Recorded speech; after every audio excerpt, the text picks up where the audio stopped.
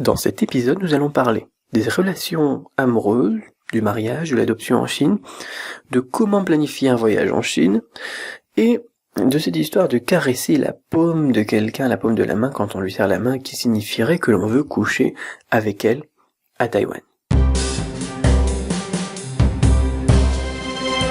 Bonjour, c'est Cédric Beau et bienvenue dans l'épisode 14 de La Chine le Chinois, comment c'est vraiment LCCCV, dans lequel je réponds à vos questions en vous présentant la Chine et le chinois tel que je les vois et tel que je les vis. Alors, hier j'ai oublié de vous le dire, je crois, dans l'épisode. Enfin, en tout cas, généralement, à la fin, je le dis à chaque fois, posez-moi des questions sur du-chinois.com/questions. J'ai besoin de vos questions pour créer ces podcasts. J'en ai reçu encore quelques-unes qui me font vraiment très très plaisir. Il m'en faut encore, ne restez pas inactifs, vous, si vous n'êtes pas Pascaline, si vous n'êtes pas Rémi, si vous n'êtes pas Quentin, si vous n'êtes pas Christophe, si vous n'êtes pas ces personnes-là qui ont déjà laissé des questions, présentez-vous, voilà, au moins que je connaisse votre prénom. Envoyez votre question sur du-chinois.com/question au singulier, je me ferai un plaisir d'y répondre dans un épisode donc prochain. Alors, on attaque tout de suite. Question de Quentin qui me demande: bonjour Cédric, j'aurais aimé savoir quelles sont les coutumes par rapport à nous au niveau des relations amoureuses. Et qui poursuit en disant: doit-on avoir l'avis du père avant de pouvoir se fréquenter ou se marier? Peut-on être ensemble de nombreuses années avant le mariage ou sont-ils très frileux sur ce genre de choses que l'on fait souvent en Europe? Par exemple, beaucoup font des enfants et vivent de nombreuses années sans se marier. Ma deuxième question, en matière d'adoption pour un étranger, est simple, merci. Alors Quentin, il y a beaucoup de choses à évoquer là, donc on va les traiter point par point, comme je fais d'habitude avec des questions qui sont composées de multiples questions en fait. Alors, quelles sont les coutumes par rapport à nous au niveau des relations amoureuses? Alors on est beaucoup plus traditionnel, j'ai envie de dire, en Chine. On pourrait pas, par exemple, je sais que ça se fait encore beaucoup en France, et moi j'ai jamais accroché à ça en France, de toute façon. Lorsque on invite quelqu'un au restaurant, on invite une fille au restaurant ou n'importe quoi, et qu'au final, ils partagent l'addition. Ça, je sais pas, peut-être que, je sais pas. Pour moi, c'est pas possible, c'est pas imaginable. Je trouve vraiment que il faut protéger, j'ai envie de dire, les femmes. Il faut, quand on veut séduire quelqu'un, au final, il faut pas avoir peur non plus de payer le resto, quoi, je sais pas. Après, peut-être que ça part dans le machisme, ça s'oppose au féminisme, peut-être que, etc. Mais, en Chine, on va être plus traditionnel de ce côté-là, et peut-être plus galant, d'ailleurs, que maintenant, en France. Je trouve que ça, c'est un peu dommage, d'ailleurs, en France, c'est que la galanterie, c'est devenu une obligation qui ensuite s'est perdue, qui se perd un petit peu, et après on a les féministes. Alors, si vous êtes féministe, vous allez peut-être pas m'aimer, j'en sais rien, qui disent oui, il faut l'égalité, et puis d'un autre côté, ils disent qu'il faut aussi la galanterie. Ça, c'est un peu n'importe quoi, franchement. Moi, je suis pour une égalité, bien évidemment, logique, mais effectivement, les femmes, les enfants, me semble en tout cas plus fragile, plus sensible. Je crois que c'est un fait, je pense que c'est biologique, hein. Donc que les hommes, il faut aussi en prendre soin de nos femmes, quoi. Alors, ça veut pas dire donc que les hommes sont supérieurs aux femmes, bien au contraire, et comme le disent beaucoup de citations, et puis les choses comme derrière chaque grand homme il y a une femme, etc. Effectivement, la place de la femme vraiment mérite de retrouver une position, de trouver d'ailleurs une position peut-être supérieure à ce qu'elle est actuellement, mais il y a certaines choses, je trouve, qui ne peuvent pas se faire. Enfin bon, voilà, ça c'est mon idée, peut-être que je suis un vieux dans ma tête de 70 ans et tout ça, mais voilà un petit peu donc mon idée, et je suppose qu'elle plaira aux féministes tout de même, parce que je suis effectivement pour la présence des femmes de manière plus représentative, notamment par exemple dans les entreprises, etc. Alors, trêve de féminisme et tout ça, parce que c'est pas le sujet. Voilà un petit peu donc pour les us et coutumes, ça doit donner une idée un petit peu plus claire, en tout cas au niveau des relations amoureuses. Après, la question est vraiment vague. Je voulais vraiment donc insister sur le fait que c'est vraiment plutôt traditionnel, un petit peu comme en France, donc il y a 30-50 ans peut-être. Doit-on avoir l'avis du père avant de pouvoir se fréquenter ou se marier? Alors là, c'est important parce que on ne devra pas aller demander la main de la fille au père. enfin officiellement on va le faire lors le jour du mariage, mais sinon non, c'est beaucoup plus ouvert que ça. Alors bien évidemment, il faut aussi prendre en compte que on est dans une politique de l'enfant unique, même si elle se diminue ces dernières années pour les personnes qui ont actuellement l'âge de se marier ou d'avoir des relations amoureuses. Ce sont généralement des enfants uniques. Ce qui veut dire qu'ils ont généralement des relations plutôt proches avec leurs parents. Et donc vous pouvez être sûr que, lorsqu'il y a une relation amoureuse, ou bien alors une idée de mariage, etc., vous êtes, même si vous n'êtes pas allé voir le père, vous êtes généralement présélectionné, prévalidé, ou pas. Après, bien évidemment, ce sont des généralités, c'est pas le cas pour tout le monde, et il faut savoir donc que la Chine est de plus en plus ouverte à ces idées. Et plus qu'elle se développe, etc. Donc la Chine, et on peut pas dire non plus que tout est comme il y a 50 ans. Donc parfois, il n'y a pas besoin du tout de l'avis du père. Mais dans tous les cas, donc on va pas lui demander la main de la fille. Ça c'est important donc de le noter. Peut-on être ensemble de nombreuses années avant le mariage, ou sont-ils très frileux sur ce genre de choses que l'on fait souvent en Europe? Alors, j'ai envie de dire, pas vraiment, c'est pas vraiment le problème. Le problème généralement qui se pose, c'est quand vous avez des personnes qui sont ensemble pendant des années, 5 ans peut-être, 10 ans, et si elles se marient pas et qu'elles ont pas d'enfants, c'est pas... comment est-ce qu'on pourrait dire ça? Le problème, ça va pas être ça. Le problème, ça va être que les gens vont penser que vous avez un problème. Tout simplement. C'est-à-dire, par exemple, si vous êtes une femme pendant 5 ans, pendant 10 ans et que vous n'avez pas d'enfants, les gens vont penser que vous êtes stérile, tout simplement.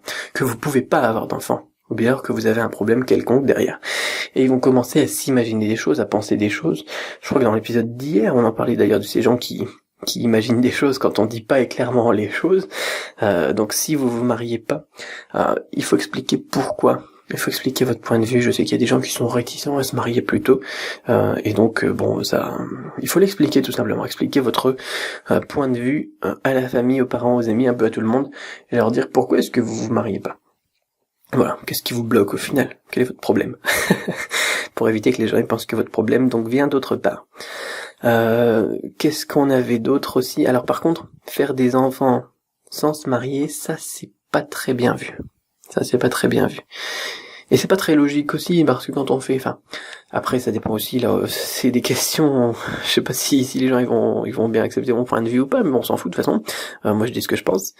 Se marier, ou pas se marier plutôt d'ailleurs, et avoir des enfants, est-ce que c'est vraiment raisonnable par rapport aux enfants?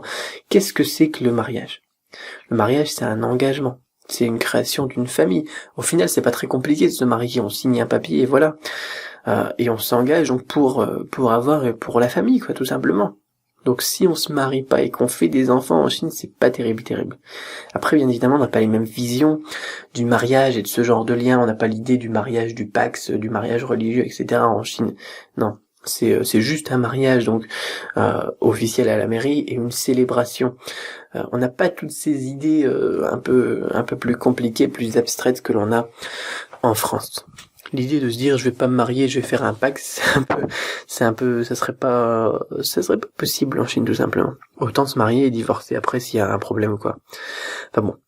Voilà donc pour l'idée, les enfants hors mariage, ça sonne un petit peu pas terrible en Chine. Deuxième question en matière d'adoption pour un étranger, c'est simple. Alors là, j'en sais rien du tout, en fait. J'en sais rien du tout et je connais pas du tout d'étrangers qui aurait adopté. Je connais qu'une personne donc chinoise qui a adopté une petite chinoise en l'occurrence. Et pour un étranger en matière d'adoption, ça dépend, je sais pas en plus, c'est si vous êtes un étranger qui habite à l'étranger ou un étranger qui est marié avec une chinoise qui veut adopter en Chine et tout ça. Donc là c'est un petit peu compliqué. Et du coup, comme je sais pas, je veux pas répondre. Tout simplement, il faudrait peut-être aller voir des personnes qui ont eu l'expérience. Ça sera mieux si vous avez eu cette expérience d'ailleurs de l'adoption, que vous viviez en Chine ou en Occident. N'hésitez pas à laisser un commentaire sur la chaîne YouTube sur cet épisode, donc qui sera l'épisode 14. Vous retrouvez ça sur YouTube. Vous faites une recherche LCLC CCV épisode 14, épisode 014 en l'occurrence, et n'hésitez pas donc à répondre à Quentin parce que là je sais pas dire, donc du coup je vais pas inventer n'importe quoi. Question 2 qui me dit bonjour Cédric, voilà, je voudrais partir en visite à 3 amis en Chine que je connais par le net. Donc, je suppose qu'on veut partir en voyage, rendre visite donc à 3 amis en Chine que je connais par le net. Ils sont dans 3 coins de Chine et moi j'ai jamais voyagé. Renseigne-moi s'il te plaît. Alors la question est très vague. Faut prendre l'avion et puis une fois arrivé donc sur place, se déplacer en train. Alors ce qui va être important donc du coup puisque c'est des visites vers des amis, c'est prendre un visa touristique, de bien planifier le voyage à l'avance, réserver le billet d'avion, réserver les hôtels parce que vous aurez besoin de ces 2 réservations pour le visa. Et après, une fois sur place, tout simplement, le train ou l'avion pour se déplacer, et puis voilà. S'il y a des questions plus précises là-dessus, n'hésite pas. Je me ferai un plaisir de compléter, mais c'est très bien. Voilà. Pars, vas-y, fais-toi plaisir, et ça va être une expérience fantastique. Apprends quelques bases de chinois, ça pourrait être bien aussi. Ensuite, donc 3e question, j'ai entendu ça d'une amie taïwanaise, mais est-ce que c'est vrai? Et aussi dans la Chine. Quand 2 personnes se serrent la main, et si l'une touche en caressant la paume de l'autre, c'est qu'elle veut coucher avec l'autre. Cette coutume est-elle vraie en Chine?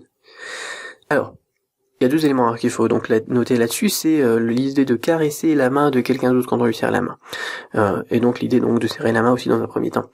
J'en avais parlé dans une première vidéo sur Sericbot TV qui disait, effectivement, en Chine on n'a pas l'habitude de serrer la main. Donc du coup ça va être un petit peu difficile d'avoir cette coutume en Chine continentale. Dans un 2e temps, est-ce que c'est vrai que quelqu'un veut coucher avec l'autre personne quand il lui caresse la main, caresse la paume de la main, en même temps qu'il lui serre la main? Effectivement, je pense que, et là, c'est pas que c'est quelque chose qui est logique, je pense qu'à partir du moment où on commence à tripoter l'autre, effectivement, on doit avoir des intentions pas très nettes. Donc, peu importe que cette coutume soit fréquente ou pas, si vous avez quelqu'un qui commence à vous caresser, que ce soit à l'intérieur de la main, de la main ou autre part, lorsque vous vous rencontrez, c'est forcément qu'il a des intentions pas très nettes. Voilà, un gros pervers sûrement. Donc oui, je connais pas donc cette coutume à Taïwan. Si vous avez l'habitude, donc si vous êtes à Taïwan, vous avez des amis à Taïwan, n'hésitez pas à leur poser la question. Mais moi j'en ai jamais entendu parler. Mais dans tous les cas, je pense que si quelqu'un, lorsqu'il vous serre la main et il vous caresse, c'est qu'il y a effectivement des intentions un petit peu bizarres derrière. Voilà. Alors donc pour la Chine continentale, ça c'est un petit peu plus problématique, comme je vous disais, on n'a pas cette habitude de serrer la main. Voilà donc pour les questions d'aujourd'hui. Demain on se retrouve, c'est vraiment important, demain on se retrouve pour un épisode spécial dans lequel on va parler donc de Mao Zedong. Je vais interviewer pour ça Sylvain, j'espère que ça va aller, sinon ça va être moi qui vais devoir le faire et ça sera moins intéressant parce que Sylvain est vraiment spécialisé là-dedans, il fait donc toutes ses études d'histoire, il enseigne l'histoire maintenant aussi, donc orienté donc sur ce sujet, notamment sur l'opéra de Pékin, dans la révolution culturelle, etc. Enfin bon, il y a des connaissances beaucoup plus poussées que les miennes donc sur la partie historique, chinoise, et j'espère donc que tout ira donc pour cet épisode de demain. En attendant, posez-moi des nouvelles questions pour mercredi par exemple, en allant sur du-chinois.com/question au singulier. Et ma question pour vous donc aujourd'hui, donc puisque demain on va faire un épisode spécial sur Mao Zedong, qu'est-ce qui vous intéresserait à vous comme épisode spécial, comme émission spéciale dans le futur? Moi j'avais pensé à des choses, par exemple un épisode spécial Tibet, dans lequel on pourrait voir, l'important c'est toujours de voir les positions des gens qui sont pour un Tibet libre et des gens qui sont plus pour une vision chinoise de la Chine telle qu'elle est actuellement. On pourra aussi parler de l'Afrique. L'Afrique, là aussi, il y a pas mal de points à évoquer. Est-ce que la Chine colonise? Est-ce que la Chine fait des partenariats? Ou est-ce qu'au final, les salauds dans l'histoire, ça serait pas les chefs des gouvernements africains qui se font plaisir avec ces partenariats et qui détournent un petit peu? Ça c'est intéressant à étudier aussi comme sujet, parce que souvent on va critiquer, soit on est pour la Chine, soit on est contre la Chine, mais quand on voit aussi ce qui se passe dans les gouvernements africains, parfois c'est intéressant à approfondir. Voilà, donc dites-moi, quel sujet vous souhaiteriez que l'on aborde dans une émission spéciale? L'émission spéciale, ce sera généralement le mardi. Souvenez-vous, le jeudi, on essaie de faire un petit peu plus chinois, même si je pense pas qu'on les fait ce jeudi, mais je vais essayer de me concentrer pour respecter ça. Et le mardi, donc plus un truc dans lequel on pousse un petit peu plus, donc une question. Répondez à cette question sur YouTube, et puis gardez l'esprit ouvert, et ensemble, on tue les préjugés. Allez, à demain.